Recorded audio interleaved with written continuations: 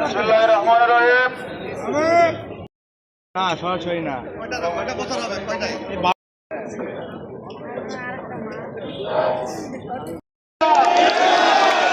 আমরা ঘরে ফিরবো না।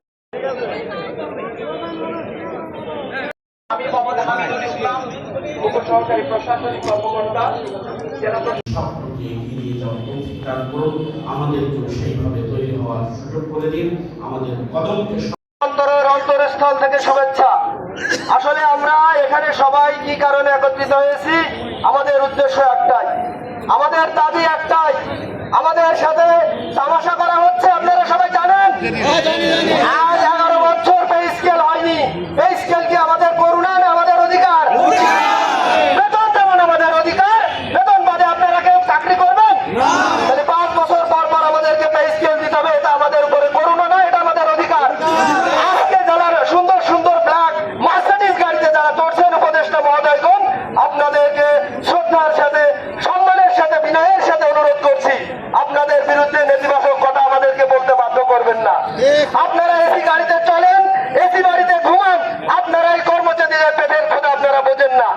আপনারা ভাবেন এই পে স্কেল দিলে হয়তো আরো 5টা গাড়ি কিনবে কর্মচারীরা, কিন্তু তা না, কিন্তু তা না। এই পে স্কেল না দিলে অনেক আত্মহত্যাকারী তার জীবনটা বাঁচাতে পারবে। আপনারা পত্রিকায় দেখে থাকবেন, অর্থের অভাবে ঋণে জর্জরিত হয়ে অনেকে আত্মহত্যার পথ বেছে নিচ্ছে।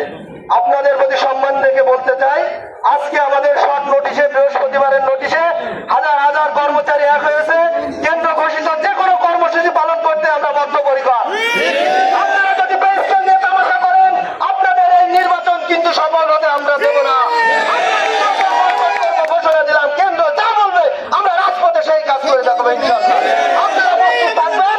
আমাদের নোটিশে আপনারা এক ধরনের নোটিশ পেলে আপনারা ডিসি অফিসে চলে আসবেন। আমার কোনো বক্তব্য নেই, একটাই বক্তব্য, এবং পে স্কেল দিতে হবে, নির্বাচনে দিতে হবে।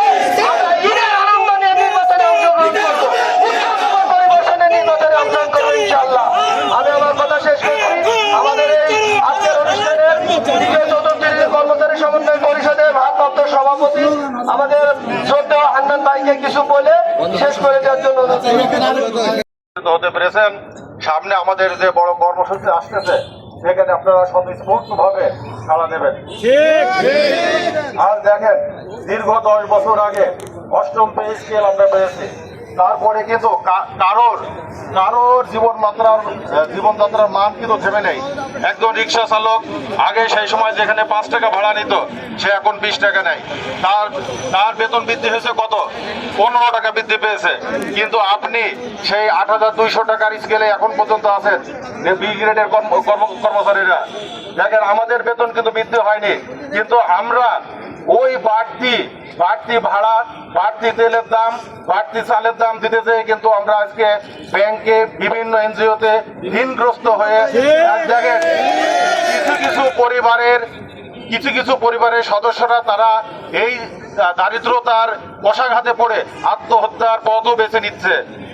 এই ধরনের নজির এই বাংলাদেশে অনেক আছে। আমরা প্রজাতন্ত্রের সুশৃঙ্খল কর্মচারী, আমরা কখনো সরকারের বিরুদ্ধে রাস্তায় নামতে আগ্রহী নই। আমরা প্রজাতন্ত্রের সবচেয়ে ভদ্র শ্রেণীর মানুষ। আমরা লেখাপড়া শিখে এখানে এসেছি সুশৃঙ্খল জীবনযাপন করতে এবং সরকারি নির্দেশনা পালন করতে। আমরা সেই সরকারি নির্দেশনা পালনে কখনো পিছপা হব না। আমরা এই সরকারের প্রতি আমাদের কোনো বিরূপ মন্তব্য নেই। আমরা এই সরকারের প্রতি আমাদের আছে আস্থা, আছে ভরসা, আছে আশা।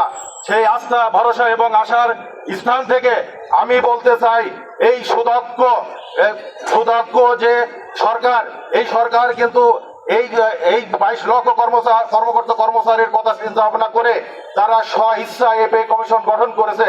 আমরা পে কমিশন গঠন করার জন্য কোনো আন্দোলন, কোনো কর্মসূচি দেয়নি, কিন্তু তাদের সদিচ্ছা থাকার কারণেই কিন্তু আজ এই পে কমিশন গঠন হয়েছিল।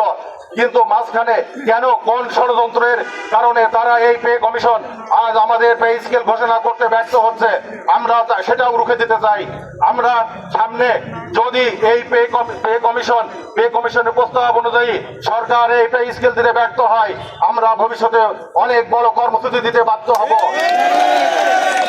আমরা আমাদের ক্ষুদ্র বার্তায় আজ দেখেন হাজারো সরকারি কর্মচারীরা এখানে জড়ো হয়েছে।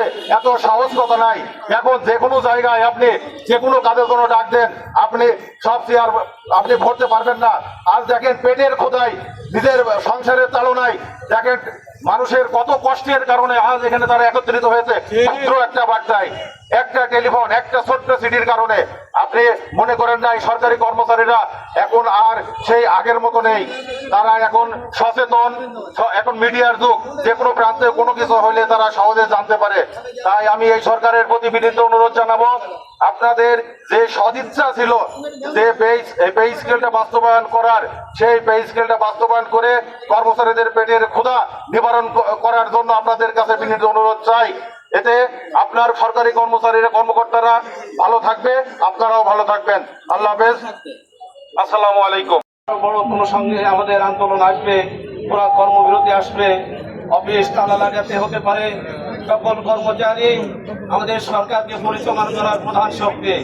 আর তৃতীয় চতুর্থ শ্রেণী কিন্তু প্রত্যেকটি অফিস তারা সকল কর্ম কিন্তু এরাই সম্পাদন করে থাকে।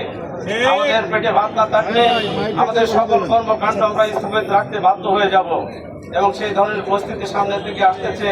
নবম পে স্কেলের দাবিতে যে কমিটি গঠন করা হয়েছে, যে তদন্ত রিপোর্ট, যে রিপোর্ট দাখিল করা হয়েছে, বলা হয়েছিল যে রিপোর্ট দাখিল করলে বাস্তবায়ন করা হবে, কিন্তু আমরা দেখতে পাচ্ছি এর ভিতরে শস্যের ভিতরে ভোট। এখানে একটা ষড়যন্ত্রের শিকার হয়েছে বর্তমান সরকার। তাই বর্তমান সরকার প্রধান উপদেষ্টার কাছে আমরা উদাত্ত আহ্বান জানাতে চাই অতি ভদ্রভাবে যে আমাদের এই দাবি বাস্তবায়নের জন্য যা যা করণীয় আপনি করে যান। আপনার যে সুনাম হয়েছে সেই সুনাম ধরে রাখার চেষ্টা করেন, তা না হলে এই 20 লক্ষ কর্মচারী কিন্তু আপনার এই সুনাম ধোলায় মিশিয়ে দেবে। আপনি দেখতে পারবেন এই সরকারি কর্মচারী যদি কর্মবিরতিতে চলে যায়, দেশ কিন্তু অচল হয়ে যাবে, সারা বিশ্বে নজির হয়ে যাবে। আমরা কেন আজকে আন্দোলন করছি সেটা কিন্তু আপনারাও ভালো জানেন। গত 10 থেকে 15 বছর আমাদের কোনো পে স্কেল দেওয়া হয় নাই। একটি লাখ সাবানের দাম ছিল 20 টাকা, সেই সাবান হয়ে গিয়েছে 70 টাকা।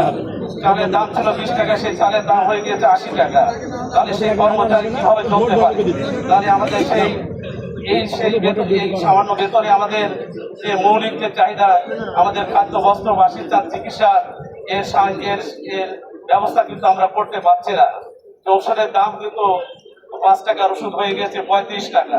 সমস্ত ক্ষেত্রে কিন্তু প্রভাব পড়েছে। বাস্তবতার প্রেক্ষিতে আজ নবম পে স্কেল অনিবার্য আমাদের একটা বিষয় হয়ে দাঁড়িয়েছে। তাই সকল কর্মচারীর পক্ষ থেকে বর্তমান সরকারের প্রতি উদাত্ত আহ্বান এবং অনুরোধ রইল যে আমাদের নবম পে স্কেল অতি সত্বর বাস্তবায়ন করুন, নাহলে আমরা অতি দ্রুত বৃহত্তর আন্দোলনের কর্মসূচি ঘোষণা দিতে বাধ্য হব। এই বলে আমার বক্তব্য শেষ করছি। আসসালামু আলাইকুম। সবাইকে আসসালামু আলাইকুম। সিস্টেমের কোনো দরকার নাই। আমরা যখন পে স্কেলের দাবিতে আন্দোলন করেছি, আমাদের সামনে মোলা ঝুলাই দেওয়া হয়েছে।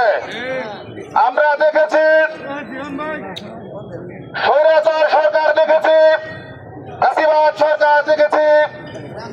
বর্তমানে যে সরকার আছেন, আপনি যেভাবে আমাদের সাথে মিথ্যাচার শুরু করেছেন, আমরা জাতীয় মিথ্যাবাদী বলতে চাই না।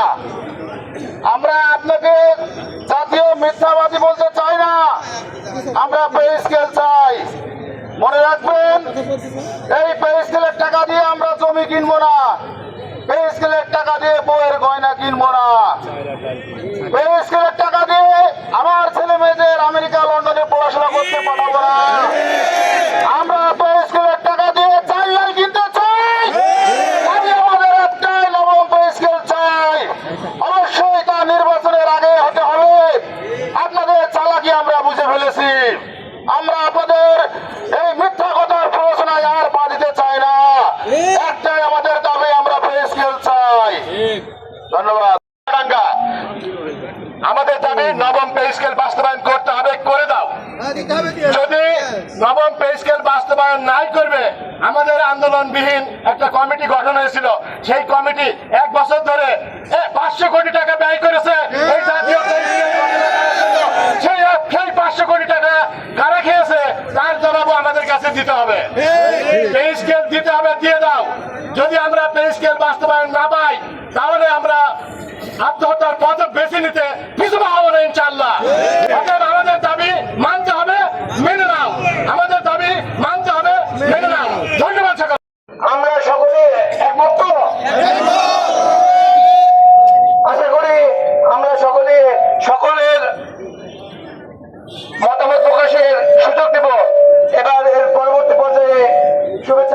রাখবেন আমাদের।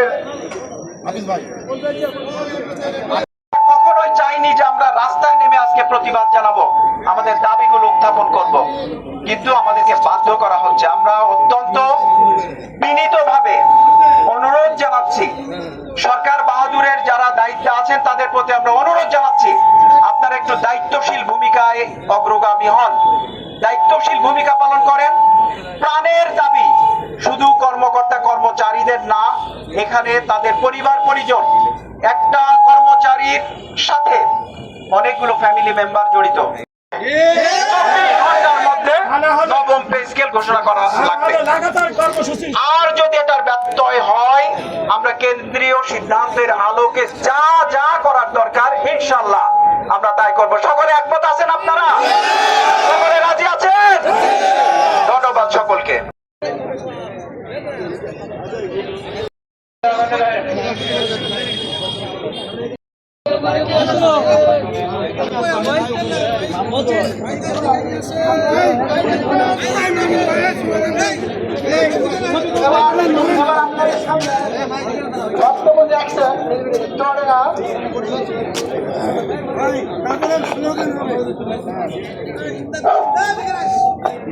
पीछे देखिए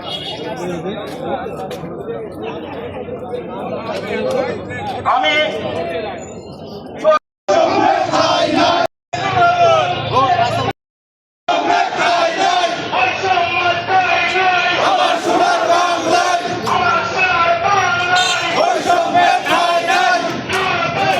आगो बता दीजिए सब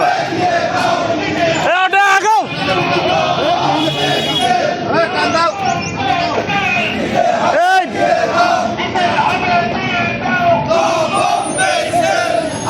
এখানে কেন সমবেত হয়েছি? 2015 সালে অষ্টম পে স্কেলের মাধ্যমে আমরা দীর্ঘ 10 বছর অতিক্রম করছি। এর ভিতরে অনেক দ্রব্যমূল্য দাম বৃদ্ধি পেয়েছে, জীবনযাত্রার ব্যয় বৃদ্ধি পেয়েছে, অথচ আমাদের পে স্কেল দেওয়া হয়নি, আমাদের মহার্ঘ ভাতা দেওয়া হয়নি, মাঝখানে আমাদের টাইম স্কেল সেটা বিলুপ্ত ঘোষণা করা হয়েছে। আমরা দেখেছি যে 2025 সালে যে নবম পে স্কেল গঠন করা হয়েছে সেখানে কি